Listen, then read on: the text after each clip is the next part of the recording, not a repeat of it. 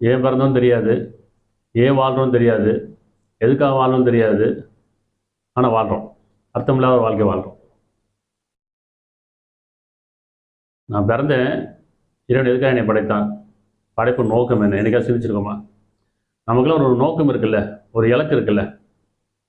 ஒவ்வொருத்தருக்கும் நோக்கம் இருக்குது, இலக்கு இருக்குது. உலக அடிப்படையில், பொருள் அடிப்படையில் நம்ம ஒரு இலக்கு வச்சுருக்கோம். நான் இதை சம்பாதிக்கணும், அதுக்கான இதை படிக்கணும், நான் இந்த தொழில் பண்ணணும். அப்போ நான் சம்பாதிக்கணும், இந்த தொழில் பண்ணணும், இதை படிக்கணும், இந்த வேலைக்கு போகணும், சமுதாயத்தில் ஒரு பெரிய ஆளாக இருக்கணும். இதெல்லாம் நம்மளுடைய இலக்கு இருக்குது. நான் என்னென்ன படிக்கணும்? கலெக்டருக்கு படிக்கணுமா, ஐஏஎஸ் படிக்கணுமா, டாக்டருக்கு படிக்கணுமா, வக்கீலுக்கு படிக்கணுமா? படிப்பில் படிப்பில் ஒரு இலக்கு வச்சுருக்கோம், ஒரு நோக்கம் வச்சுருக்கோம். அதே மாதிரி ஒவ்வொரு வாழ்க்கைக்கும் ஒவ்வொருத்தருக்கும் ஒரு இலக்கு நோக்கம் இருக்குது. இதெல்லாம் உலக அளிப்பில் தான். நம்ம என்னைக்காவது செஞ்சுருக்கோமா? நம்முடைய படைப்பை பற்றி, இறைவன் நம்மளை ஏன் படைத்தான்?